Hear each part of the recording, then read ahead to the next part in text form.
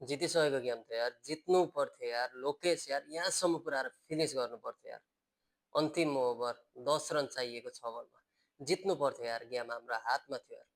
तर पनि ठिकै छ, वेल प्लेड नेपाल। राम्रो खेल्यो नेपालले तर जहिले पनि हामीलाई जहिले भगवानले साथै दिँदैनन्। के भएको छ? 4 रनले फेरि पनि हामी इङ्ल्यान्डसँग जितिसकेको गेम पराजित हुन पुगेको छौँ।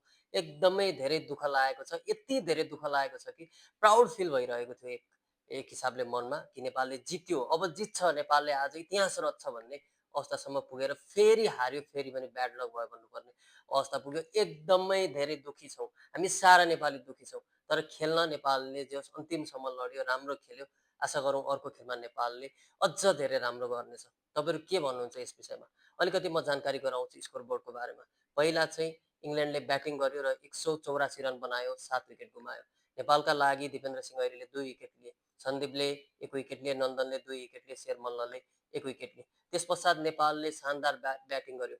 म तारिफ गर्न चाहन्छु कुशल भुर्तेलले जुन हिसाबको चाहिँ ओपनिङ दिए। त्यसपश्चात म तारिफ गर्न चाहन्छु रोहित पौडेल र दिपेन्द्र सिंह ऐरीको लगभग 80 प्लसको पार्टनरसिप बनाउन सफल रहेका थिए, जसले नेपाललाई एउटा जिताउँछ भन्ने आशसम्म पुऱ्याइसकेको थियो। हाम्रो हाई एक्सपेक्टेसन भइसकेको थियो। त्यसपश्चात दिपेन्द्र सिंह ऐरी आउट हुन्छन्, त्यसपश्चात रोहित पौडेल पनि आउट हुन्छन्, तर फेरि लोकेश बमले एउटा ठुलो आशा हामीमा जगाउँछन्।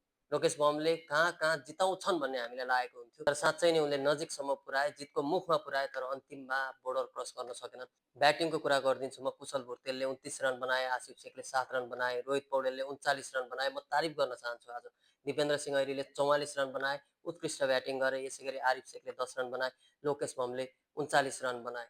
हारको मुखबाट चाहिँ जित खोसेर लग्यो हामीबाट इङ्ल्यान्डले। यसो भन्दा कस्तो होला? हामीले जित्नुपर्ने गेम थियो। जुन साउथ अफ्रिकाको झल्को थियो, त्यही झल्को आयो। एकदमै धेरै दुःख लागेको छ। दुःख यति धेरै लागेको छ, यति धेरै डिसहार्टेड भएको छ। तर पनि म भन्न चाहन्छु फेरि पनि वेल प्लेड नेपाल। अर्को खेलमा फेरि यस्तो अवसरहरू गुमाउनु हुँदैन हामीले, जित्नुपर्छ। हामी सुपर 8 को लागि डिजर्भ गर्छौँ यार।